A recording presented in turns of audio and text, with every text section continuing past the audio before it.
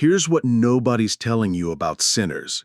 Ryan Coogler just executed the most audacious power play in modern Hollywood. And I'm not talking about the $365.9 million he extracted from global box offices. I'm talking about how he weaponized Delta blues mythology, transformed vampire horror into a manifesto on cultural theft, and somehow convinced a major studio to surrender the rights to his own film after 25 years. This isn't just unprecedented filmmaking, it's a blueprint for creative revolution. The central thesis is stark. Sinners succeeds precisely because it refuses to behave like conventional franchise entertainment, proving that culturally specific, mid-budget filmmaking can generate both critical acclaim and massive profits when executed with uncompromising artistic vision.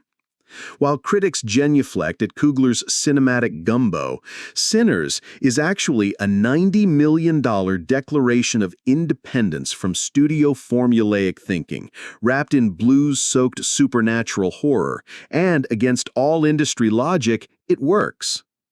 Sinners follows twin World War I veterans, Smoke and Stack, both played by Michael B. Jordan in a performance that makes you forget the technical impossibility involved, returning to 1932 Mississippi to establish a juke joint. Their homecoming transforms into supernatural warfare when they encounter a vampire cabal led by Remick, an Irish predator whom Jack O'Connell imbues with unsettling courtesy. This isn't formulaic vampire cinema.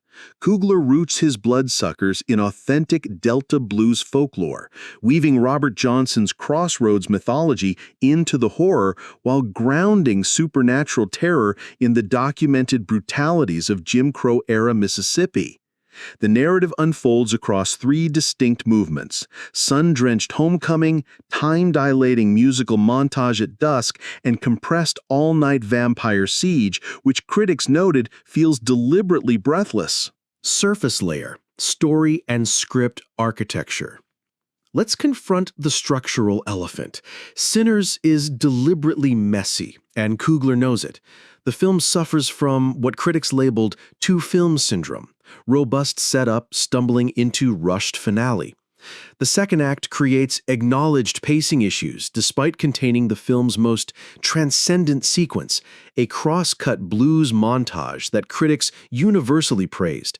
This structural sprawl directly reflects Coogler's refusal to compress his thematic ambitions for conventional pacing. But here's where surface criticism misses the deeper strategy. This isn't accidental incompetence. It's the inevitable result of compressing a television season's worth of cultural examination into feature length. Coogler attempts three simultaneous films: period homecoming drama, musical blues celebration, and vampire siege.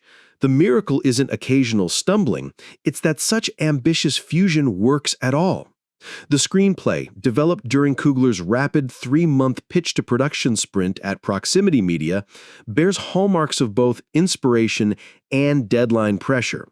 Dialogue crackles with authenticity during heritage and music discussions, but Remick's motivation remains frustratingly underdeveloped rather than dramatized. The script succeeds through atmospheric specificity while occasionally failing basic dramatic architecture, a trade-off that serves the film's larger cultural project. Performance layer, acting and direction dynamics. Michael Jordan's dual performance deserves film school case study status. Using split-shoot methodology with motion control rigs and limiting CGI to just 14% of shots, Jordan creates genuinely distinct characters. The standout cigarette handoff between twins in a single take demonstrates technical mastery serving emotional truth rather than showboating. Coogler differentiates the twins by color coding, Smoke in blues and Stack in reds, while Jordan separates them through posture, vocal inflection, and micro-expressions. Jack O'Connell's Remick presents more complex evaluation. His invitation farmhouse prologue, generating menace through exaggerated politeness, showcases an actor who studied Irish folklore and step dancing to inform predatory grace. Yet the character remains underwritten, victim of the script's reluctance to fully explore its central antagonist's psychology. Wonmi Mosaku, as hoodoo practitioner Annie, anchors the film emotionally. Her grief ritual sequence in the Black Gum Swamp, shot with practical fire effects and 5 FPS overcranking, represents visceral acting at its most powerful. She transforms supernatural elements into recognizable human pain, grounding the film's mythological ambitions in authentic emotion. Technical layer, craft and construction.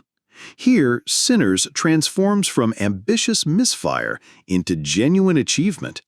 Director of photography Autumn Durald Arkapaw deploys visual strategy that's both technically innovative and narratively essential. The 1.43 to 1 IMAX bursts for daylight grandeur, contrasted with 2.20 to 1 Ultra Panavision night interiors, create what critics described as making the frame breathe like an accordion. This isn't technical showboating, it's visual storytelling that mirrors the film's thematic expansion and contraction. The revelation: Coogler chose film stock that makes every frame look like a painting soaked in blood. The daylight scenes have this golden, almost mythical quality that feels like looking at old photographs, while the night sequences turn grainy and raw, like the film itself is getting infected by the horror. You can literally see the texture and grain, making every shot feel handcrafted rather than digitally polished. Ludwig Göransson's score deserves special recognition. Rather than pastiche period blues, Göransson relocated to New Orleans, recording 29 diegetic music cues on set. Recording in a desanctified church for natural reverb, with songs tracked direct to acetate, then digitally restored, creates what he calls making the room breathe. The score functions as narrative character rather than mere accompaniment, integrating music into the film's DNA. Hot take: the ownership revolution. Here's my controversial but defensible position. Sinners matters more for what it signals about artist autonomy than what it achieves cinematically. Coogler's 25-year rights reversion clause, which The Hollywood Reporter called a dangerous precedent, represents the most significant shift in creative labor negotiations since back-end participation emerged. This ownership revolution directly mirrors the film's central theme of cultural reclamation. This isn't industry inside baseball, it's thematic reinforcement. Just as the twin protagonists reclaimed their juke joint as community heart, Coogler reclaimed ownership of his creative work. The film's vampirism as cultural theft metaphor gains potency when its creator refused to become another black filmmaker whose work enriches studios while he remains hired labor. Sinners arrives during Hollywood's complex relationship with black horror. Unlike the didactic approach of films like Get Out, Coogler privileges blues culture over contemporary liberal satire, communicating at a register black audiences already understand. This represents black horror's maturation, from explanation to assumption, presuming audience intelligence rather than educating it. The film's $365.9 million worldwide gross, with extraordinary 76.1% domestic share, proves R-rated culturally specific content can compete with franchise tentpoles. That IMAX contributed 20% of domestic gross for a non-franchise R-rated title breaks unprecedented ground.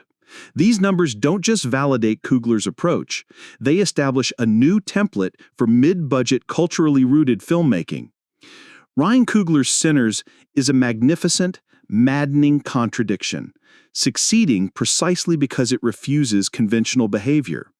Its structural messiness reflects the complex, contradictory nature of its cultural project.